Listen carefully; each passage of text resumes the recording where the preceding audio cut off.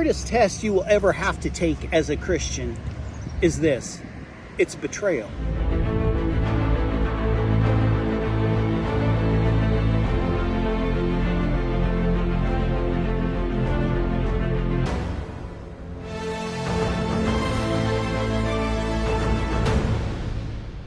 I don't know about you, but here's the thing. If you've been upon the earth for any length of time, you have been betrayed, you have been backstabbed, you have been done wrong. When I think about people who have been done wrong, I think of Jesus, with Judas. I mean, that's just rotten. For 3.5 years, Jesus is mentoring this young man. He's building him, he's feeding him, he's clothing him. Judas, he was in charge of the money bag. He was the treasurer. And Jesus knew the whole time he was stealing. And yet, Jesus did the right thing. Friends, it is the hardest thing you will ever have to deal with in this life. But those who can master this, turn the other cheek, go the extra mile, forgive, guess what? You'll be the better off for it. If we were to go to Job chapter 42, we'll start with 7. And 42 is the last chapter. And after the Lord had said these things to Job, Job just got rebuked big time. Job just got smashed down. Job was a righteous man. Job was doing everything he could to live the life that God wanted. Even God said in chapter 1, have you considered my servant Job? Who's God talking to? God's talking to Satan. Have you considered my servant Job? There's no one like him. So God is saying there's no one like him. He's doing it right. But even though he was doing it right, he was still a sinner. And so in the beginning, 6 verses, God is smashing Job. Finally, Job says this, I know that you can do all things and no purpose of yours can be stopped, thwarted. Who is this who hides counsel without knowledge? Job says, therefore I've declared that which I did not understand. It's too wonderful for me, which I did not know. Meaning God asked Job a series of questions over the last 5 chapters, and Job was just speechless. We oftentimes think we're better than we are, but Job realized the hard way, as good as he was, it's not good enough. But now God's done dealing with Job. Listen to this. After the Lord had said these things to Job, he said to Eliphaz the Temanite, I am angry with you and your 2 friends, because you have not spoken the truth about me as my servant Job has. So now, take 7 bulls, 7 rams, and go to my servant Job and sacrifice a burnt offering for yourselves. My servant Job will pray for you, and I will accept his prayer and not deal with you according to your foolishness. You have not spoken the truth about me as my servant Job has. So Eliphaz the Temanite, Bildad, Shuhite, and Zophar the Nenamite did what the Lord told them. So now, they got to go over to Job's house with their sacrifices. Now realize, if you've read the story of Job, these 3 so-called friends have been butchering Job mentally. Weeks, months, a year, just basically dishing it out, saying, Job, you're suffering because of your sin. You're suffering because of this. You're suffering because of that. You're suffering because you're a pet. That's what they said. You're looking at young girls. Job 31. Job has to come back and say, hey, I made a covenant with my eyes. I'm not doing any of those things. But they kept on dishing it out and dishing it out and dishing it out and trying to fill in the blank why God was doing what God was doing. Nobody can tell you why God does what God does other than God. Take that to the bank. And so now they got to go over to Job. But more so than that, Job has to pray for them and do a sacrifice. Meaning they're sacrificing unto the Lord, but Job is to lead up the sacrifice. His altars. He's to do this. Now remember, Job's lost everything. Job's literally lost houses, all of his kids, all of his belongings. He doesn't have any more cattle, donkeys, sheep. And now they're bringing all this over for him to burn. He may have been starving. But this is what God required. So he didn't destroy these 3 friends, because if they didn't do this, they would all be dead. So they go to Job.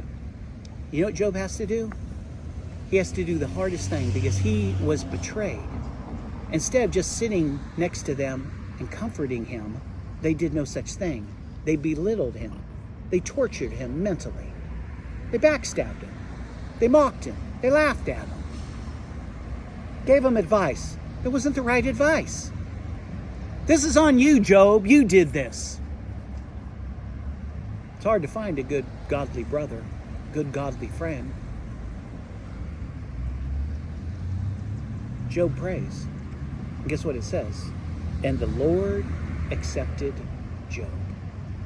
Meaning this whole time, God has allowed Satan to just ransack Job's life.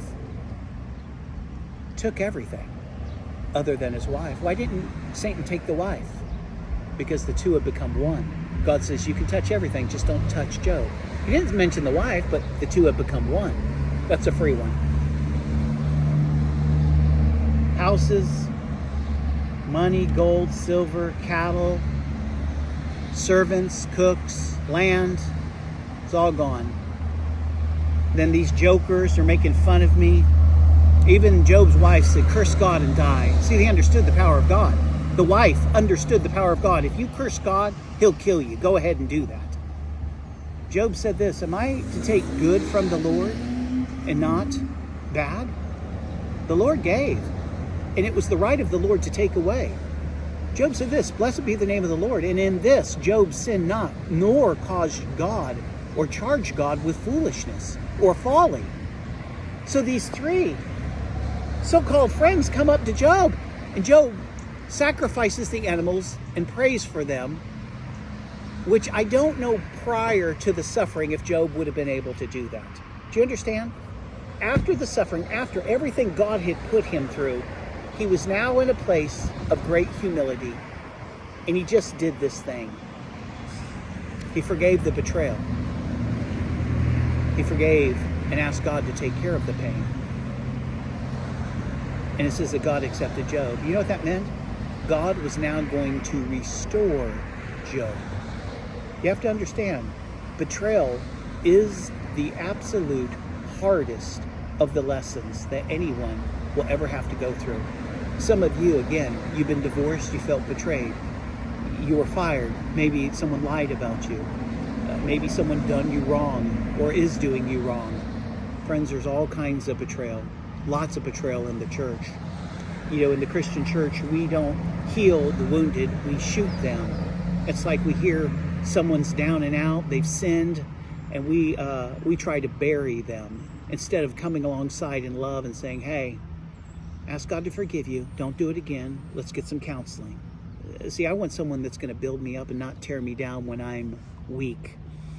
Oh my gosh. After the Lord had said these things to Job, he rebukes the three friends. You haven't been speaking correctly about me, but my servant Job has. After Job prayed for his friends, the Lord restored his fortunes and gave him twice as much as he had before. Why is that powerful? Why is this a powerful verse? Because Job, from what we understand, was the richest man on the planet. See, I think that's amazing that Job was already the richest man on the face of the planet before God wiped him out. But now it says he gave him twice as much. So he's going to be twice as rich. But there's a richness that's beyond money, cattle, houses, family. There's a richness about knowing something about God that you didn't know before the suffering. Do you understand that? You ask anyone that's suffered greatly physically, and they grow into an intimacy with God if they're a Christian, and they have such profound insights, meaning this, they've drew nigh unto God in a manner and a way that they would have never chosen. After Job had prayed for his friends, the Lord restored his fortunes and gave him twice as much as he had before. And all his brothers and sisters and everyone who had known him before came and ate with him in his house. They comforted him and consoled him. See, the friends should have been comforting him and consoling him from the beginning, but they didn't. They comforted him and consoled him over all the trouble the Lord had brought on him. And each one gave him a piece of silver and a gold ring. Very carefully to this. The Lord blessed the latter part of Job's life more than his former part. Job was so blessed before this happened. But there's a blessing that's beyond the blessing that even you and I can't even imagine. Something that's so extraordinary, that's so amazing. And even in your imagination, even in your best attempts, the things that God has for you, okay, there's so much more than anything that you could ever dream up or imagine or think or try to work for, or, don't do it the wrong way. Now remember, in those days, people, their money was cattle, their money was silver, their money was gold. Job had 14,000 sheep, 6,000 camels, 1,000 yoke of oxen, 1,000 female donkeys. Why is that important? Because they're female. They can give birth to other donkeys. And he also had 7 sons and 3 daughters. See, God, he blessed him with 7 more sons and 3 daughters, but he didn't double that up because his children were already in heaven. That is an interesting part in the story. The 7 sons prior that died and the 3 daughters that died were in heaven, and God made it right to them. You understand? More so than if they had lived a perfect life. I think sometimes our priorities are just so whacked out that we're just like, oh, but they didn't get to live. Friends, if God's going to make it right in heaven, I just be content with that. He also had 7 sons and 3 daughters. The first daughter he named Jemima, and the second daughter Kenziah, and the third Karen Hupapa. Where in the land were there found women as beautiful as Job's daughters? Why is that important? Because Job's daughters are going to get married and have grandkids. They're going to be good-looking kids. And their father granted them an inheritance along with their brothers. Why is that a big deal? Because back in the Old Testament times, the blessing, the inheritance went to the male. You see what I'm saying? Daughters got nothing. They got married. I mean, daughters oftentimes were seen as a burden. They really couldn't do anything. But here, they're a blessing to Job. And he's going to give them an inheritance too, along with their brothers. After this, Job lived after 140 years, and he saw his children and their children to the 4th generation, and so Job died old and full of days.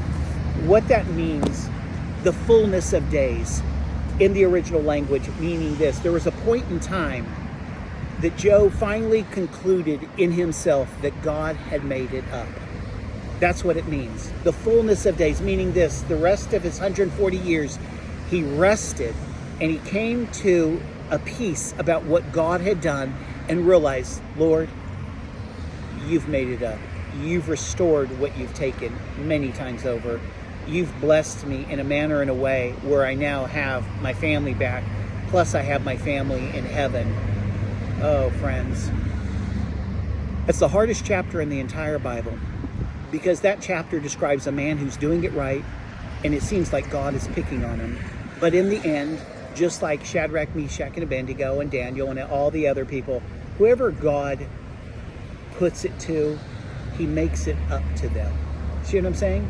It says at the end of Shadrach, Meshach, and Abednego, when they were thrown into the fiery furnace, that God did this so they could be promoted and blessed. The same thing happened to Daniel in the lion's den. God did this so he could be promoted and blessed. All the saints in the Bible, if God puts them through it, it's for a reason. It's to purify them. It's to get the dross out of their life. God's ways are not our ways. His thoughts, not our thoughts. His way is so far above our ways. But friends, I'm here to tell you that God is good. He really is. And even if you don't understand all that's taking place in your life right now, God will make all the wrongs right. He will work everything to good to those who love him. Keep on loving him. Keep on doing the right thing. In due time, in God's time, he will reward you and he will reestablish you. He promises, I will restore what the locusts have eaten. He even told his disciples, those individuals who have given up land or job or money or family for my sake and the sake of the kingdom, oh, don't think in heaven they won't be blessed, and here on earth won't they be blessed. Give that to the bank. Peace out.